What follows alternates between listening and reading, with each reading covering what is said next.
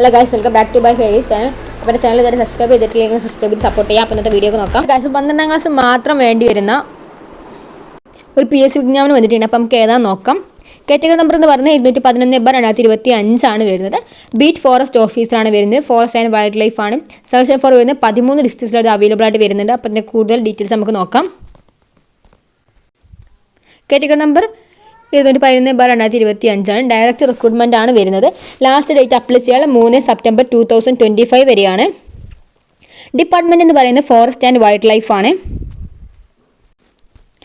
Name of post എന്ന് പറയുന്നത് beat forest ഓഫീസറാണ് വരുന്നത്. സ്കെയിൽ ഓഫ് പേ അതായത് സാലറി റേഞ്ച് എന്ന് പറയുന്നത് 27 മുതലാണ് സ്റ്റാർട്ടിങ്, 63 വരെ ഉണ്ട്. നമ്പർ ഓഫ് വാക്കൻസി എന്ന് പറഞ്ഞാൽ 13 ഡിസ്ട്രിക്റ്റിൽ അവൈലബിൾ ആണെന്ന് പറഞ്ഞിട്ടുണ്ട്.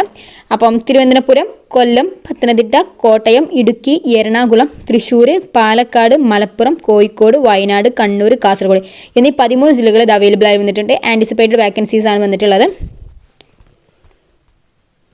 അതുപോലെ ഇതിനൊരു യൂണിഫോം ജോബ് ആയതുകൊണ്ട് ഡിഫറെൻറ്റ് ആംബിളായിട്ട് ആളുകൾക്ക് അപ്ലൈ ചെയ്യാൻ പറ്റുന്നതല്ല.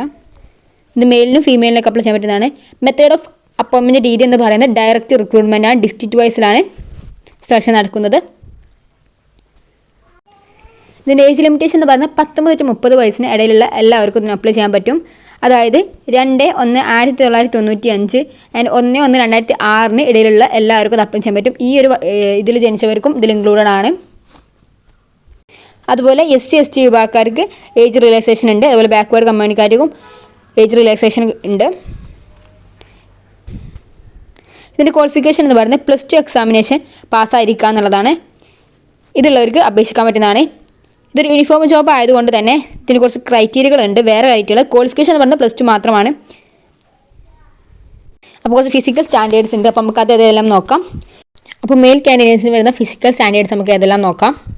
മെയിൽ കാൻഡിഡേറ്റ്സിന് മിനിമം 168 സെൻറ്റിമീറ്റർ വേണം. അതുപോലെ ചെസ്റ്റ് 51 സെൻറ്റിമീറ്റർ, അതുപോലെ തന്നെ 5 സെൻറ്റിമീറ്റർ എക്സ്പാൻഷനും ഉണ്ടായിരിക്കണം.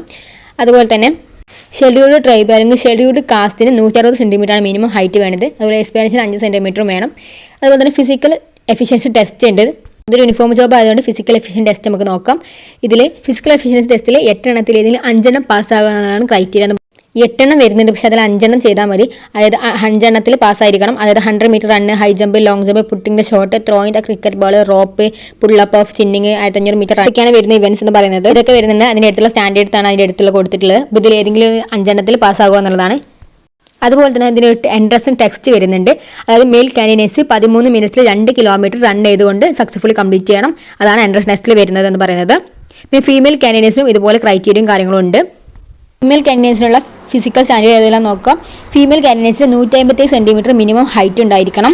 അതുപോലെ തന്നെ ഷെഡ്യൂൾഡ് കാസ്റ്റ് അല്ലെങ്കിൽ ഷെഡ്യൂൾഡ് ട്രൈബായിട്ടുള്ള ഫീമെയിൽ കാൻഡിഡേറ്റ്സിന് 150 സെൻറ്റിമീറ്ററാണ് മിനിമം ഹൈറ്റ് വേണ്ടത്. പിന്നെ എഫിഷ്യൻസി ടെസ്റ്റിൽ 9 എണ്ണം വരുന്നുണ്ട്. അതിൽ 5 എണ്ണം പാസ്സാകുക എന്നുള്ളതാണ് ക്രൈറ്റീരിയ എന്ന് പറയുന്നത്. അപ്പം അതിൽ വരുന്ന ഇവൻറ്റ്സ് ആണ് ഇവിടെ കൊടുത്തിട്ടുള്ളത്. 100 metre run, high jump, long jump, putting the shot, 2 metre running, throwing the ball, shuttle race, pull off or chinning എന്നൊക്കെ വരുന്നത്. അത് 1 സ്റ്റാർ സ്റ്റാൻഡേർഡ്സ് ആണ് അതിൻ്റെ അടുത്ത് കൊടുത്തിട്ടുള്ളത് എന്ന് പറയുന്നത്. ഫീമെയിൽ കാൻഡിഡേറ്റ്സിന് വരുന്ന എൻട്രൻസ് ടെസ്റ്റ് എന്ന് പറയുന്നത് 15 മിനിറ്റ് 2 കിലോമീറ്റർ റൺ ചെയ്ത് സക്സസ്ഫുള്ളി കംപ്ലീറ്റ് ചെയ്യുക എന്നുള്ളതാണ്. നേരത്തെ പറഞ്ഞ പോലെ യൂണിഫോം ജോബ് ആയതുകൊണ്ട് മെഡിക്കൽ സ്റ്റാൻഡേർഡ്സ് കുറച്ച് വരുന്നുണ്ട്.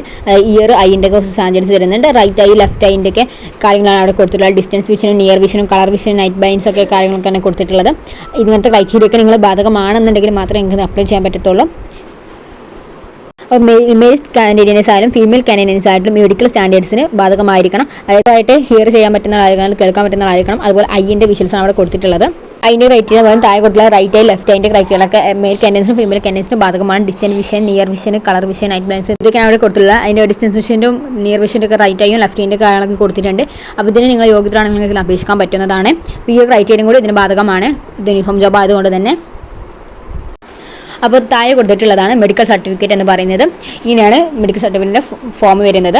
അത് ആ കാറ്റഗറി നമ്പർ അടിച്ചു കഴിഞ്ഞാൽ താഴെയായിട്ട് തന്നെ വരുന്നുണ്ട്. നമ്മുടെ വിഷൻസും മറ്റു കാര്യങ്ങളൊക്കെ ഉള്ളതാണ്. അപ്പോൾ ഇതിന് യോഗ്യതയുള്ള ആളുകൾക്ക് നിങ്ങൾക്ക് ഇത് അപേക്ഷിക്കാവുന്നതാണ്. ക്വാളിഫിക്കേഷൻ എന്ന് പറയുന്നത് ജസ്റ്റ് +2 മാത്രമാണ്. പക്ഷേ കുറച്ച് മെഡിക്കൽ ഇൻഡസും അതുപോലെ എൻട്രൻസ് ടെസ്റ്റും കാര്യങ്ങളൊക്കെ വരുന്നുണ്ട്.